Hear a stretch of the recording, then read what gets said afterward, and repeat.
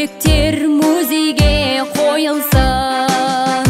Кел достарым, ән бастадым, көтеріп жаңғырып. Данасын дала, баласын ана, жоқтамасын мәңгілік. Қожамжаров Мұхаммедқали ата. Әкесі Қожамжар жұмыскер шаруадан болған деседі. Анасы Батиқа екеуі 1942 жылы жалғыз ұлдарын соғысқа аттандырады. Ұлы Отан соғысында Мұхаммедқали ата өзінің ерлігімен, батырлығымен көзге түсіп, көптеген медальдармен, дипломдармен марапатталған. Ол кісі 1945 жылы елге оралады. 1957 жылы 52 жасында ол кісі өмірден озады. Туған туыстарының айтуы бойынша ол кісі жұмыста қатал, ал өмірде шынымен ақ көңілі жарқын жайдар адам болған деседі. Маханов Жеделхан 1944 жылы қараша айында 18 жасында әскерге шақырылады. 3 ай бойы Алматы қаласында миномет батальонында дайындалады. 1945 жылы соғысқа шақырылады. Соғыс біткеннен кейін 1950 жылы еліне оралады. 1950-1960 жылдары колхозда жұмыс істейді. Және де Жеделхан атамыз көптеген ордендермен марапатталған. 2005 жылы елбасымыздың мақтау қағазын алған атамыз болып табылады. Серкали Молдашарұлы 1941 жылы 26 шілдеде соғысқа аттанған. Соғыстағы барша қиыншылықты жауынгерлермен бірге бастан кешірген. 1945 жылы соғыс аяқталғаннан кейін Сталиннің бұйрығымен мақтау грамотасымен марапатталған. 1945-1949 жылдары әскери қызметін жалғастырған. Елге оралғаннан кейін халқына адал қызмет атқарып депутат болып сайланған. Бұл жерде Серкали Молдашарұлының майданнан келген хаты мен мақтау грамоталары осы мұражайда сақталған. Әрбір соғыс ардагерлерінің тарихы әрқашанда балалардың есінде. Әлімханов Қажығали 1942 жылы Қажығали атаны майдан қатарына шақырады. Ол кісі сол жылы Алматы қаласында жасақталып жатқан 101 атқыштар бригадасының қатарына ілініп, майдан шебіне аттанады. 1944 жылы қатты шайқастардың бірінде қолына ауыр жарақат алып, госпитальға түседі. Содан қолына жасалған операциядан кейін елге қайтарылады. Қажығали ата апамызбен 5 баланы тәрбиелеп өсірген. Балаларының бәрін аяқтандырған, бір мамандық иесі. 1985 жылы Қажығали ата ұлы жеңісіміздің 40 жылдығына орай мерекелік медальмен және де Ұлы Отан соғысының орденімен марапатталған. Қажығали ата мәңгілік біздің жадымызда. Ұлы Отан соғысының ардагері Адилов Сембек Әділұлы 18 жасында майданға аттанып кете барады. 1942 жылдың күзінде оңтүстік-батыс майдан штабының құрамына жіберіледі. Жауынгер сержант Сембек ата Севастопольді, Берлинді, Белоруссияны, Украинаны азат еткен үшін медальдармен марапатталады. Және де Германияны алу жұлдызымен марапатталған. Жеңіске жеткен соң да 1947 жылға дейін Германияда әскери қызметте болады. Тек 1947 жылдың күзінде өз еліне оралады. Ұлы Отан соғысының ардагері Насыров Мұхаммедхан Зарыханұлы. Насыров Мұхаммедхан Зарыханұлы 1924 жылдың 5 мамыр күні Семей облысы Жаңа ауданы Бөлектас ауылында дүниеге келген.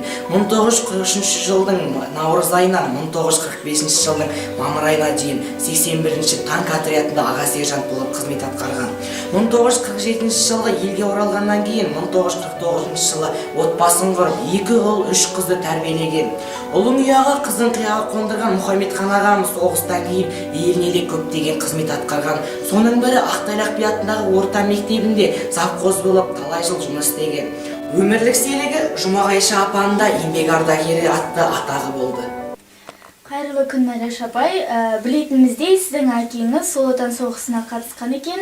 Енді осы әкеңіз жайлы, соғыста қандай қиыншылықтар болғаны жайлы толығырақ айтып берсеңіз. Енді менің әкем Бабақан Түрушайық осы Жарма ауданы Бөлектас ауылында Байынрук болып соғыстың алдында жұмыс істеген. Алдында әскериге барып келіп, содан Байынрук болып мұғалім болып жұмыс істеген. Содан сол 41 жылы Ұлы Отан соғысына елімізге немістер көтеріліс жасап, содан соғыс басталғанда сол 41 жылы июль айында мына Семейге соғысқа аттандырып алып кетті. Ол уақытта мен 1 жас 3 айда болатынмын. Бұл кісі Семейде өзі военный адам болғаннан кейін Семейдің аэродромында 3 ай атты әскер дайындайды. 3 ай атты әскер өзінің полкымен дайындап, содан 3 айдан кейін өзінің старший сержант атағын алып, неге соғысқа ноябрь айында неге пойызға тиеліп, өзінің солдат атты әскерлеріменен сол Москваның түбінен барып соғысқа түседі. Содан сол соғысқа түскен уақытта, ол кезде енді 41 жылы ноябрь айында бірінші кезде Москваны талқандап немістер енді көп күштер жан-жақтан келген уақытта, бұл күштер түскен уақытта уже артқа қарай қайырылып, қашып, былай қуып бара, біз түскенден уже қууға түстік дейді. Содан Москваның түбінен ары қарай қуып, бұл кісілер Севастопольский крайға, Белоруссияға қарай соларды қуып соғысып бара жатырмыз деген ылғи мәліметтер, хаттар келіп отырды. Содан бұл кісілер енді атты әскерді алдыңғы шепте жүреді ғой. Алды атты әскерді бастап, нағыз жаяу атты әскермен соғысқа кірген адам. Содан бұл Севастопольскіді босатты, одан оның ар жағында ары қарай соғысып бара жатырмыз деді. Одан ноябрь, декабрь айында біз Курскінің түбінде соғысып жатырмыз деді. Курскіні босатып жатырмыз деп. Содан январь айында Курскінің түбінен қайда ар жағындағы тағы бір жерге қарай сол жерде соғысып жатырмыз деп, сол ақырғы қаты январь айында келген. Бұл кісі енді ол кезде нағыз соғысты бастап атты әскермен кірген адам енді ол соғыстың алдында жүреді ғой. Содан сол март айында уже қарала қағаз келді. Подполковник атағын алып, Курскіні босатқаннан кейін подполковник атағын алып, соғыста ерлікпен қаза тапты деп. Қанып Төлеушаев. Өте керемет. Бүгінгі берген сұхбатыңызға көп рахмет. Осындай батырларымыздың, ерлеріміздің арқасында, мынау болашақ ұрпақ, яғни біздер осындай адамдардың арқасында қазір бақытты ғұмыр кешіп жатырмыз. Өзімде мен соны қанша көрмесем де, білмесем де, соны мақтан тұтамын. Осы күнге шейін мына бала шағамыздың, еліміздің несіне үлесін қосып, өзімнің теңдік маған әпергеніне өте мақтан тұтамын әкемді. Өте керемет. Рахмет сізге. Сәлеметсіз Сәбижамал апа, біз сізді тыл ардагері ретінде танимыз. Сол тылдағы өмір, қандай қызмет атқарыңыз, сол жайлы бізге қысқаша бір мәлімет айтсаңыз. Енді ол тылда. Ол кезде біз бала болдық қой. Енді әртүрлі ауыл шаруашылығындағы барлығында ол кезде қиын болды, соның бәрін істедік енді. Сондай бір кереметте қызмет істедім деп айта алмаймын, ол кезде баламыз ғой біз. Бала болсақ та біз ерте ояндық, ерте есейдік. Бізде балалық шақ деген ол кезде болған да жоқ. Еңбекпен жүрдік. Сол. Тағы сұрақ қойсам, осы және балалық шақты көрмедік дейсіз, сол қандай ауыртпашылықтар болды, қандай қиындықтар көрдіңіздер? Соғыс кезінде де, соғыстан кейін де қиыншылық деген көп болды. Свет деген болмайды ол кезде. Свет жоқ. Мына трактор, мынау машинелер жоқ. Сол бірақ қана машине болады ол кезде. Ал енді барлығы өгізбен, жылқымен сондай шаруалар. Әлгі бидай бастырғанда вейлка дейді, бұлай қолмен айландыратын. Сонымен астықты бастырды. Қазірде комбайн жоқ кезде. Соның бәрін істедік. Таңертең сабаққа барамыз. Сабақтан кейін, түстен кейін.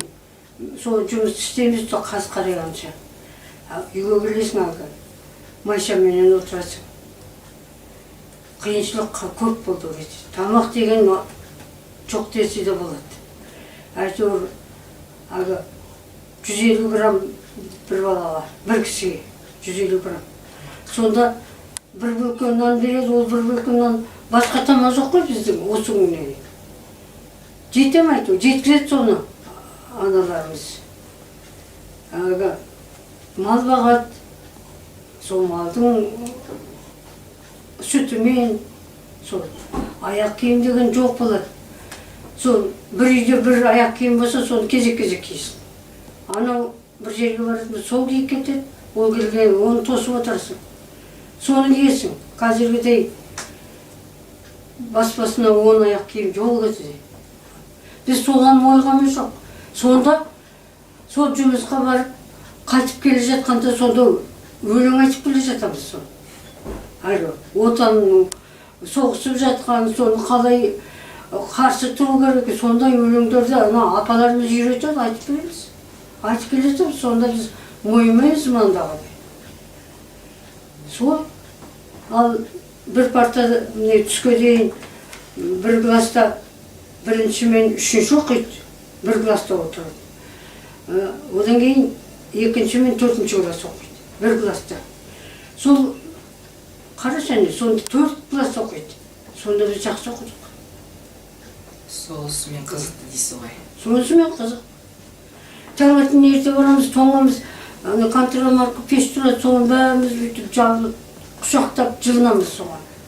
Соны мұғалімдеріміздің өзі солай бізді сөйтіп жылықтап. Енді қорытындылай келсем, сіздердей еңбек сүйгіш, тағдырдың қатал сынынан мойымаған кісілердің арқасында біз қазіргі болашақ жастар, бізден кейінгі ұрпақ осыны мақтана айтады. Және осынысымен мақтанады. Сіздердің арқаларыңыз қазір осылай шалқып өмір сүруіміз. Аман болыңыздар. Сіздерге рахмет. Биыл ұлы жеңіске 75 жыл. Осының құрметіне соғыс ардагерлеріміздің жалпы мәліметтері осы мектебіміздің мұражайында сақталған. Атап айтсақ, алғыс хаттары, майданнан келген хаттары және де ең бастысы ол соғыс кезінде алған медальдары. Барша оқушылар, сіздерді осы мұрағатта сақталған мәлімет бойынша тағы да жұмыс атқаруға шақырамын. Ерліктері мәңгілік ел есінде. Ұлы жеңіске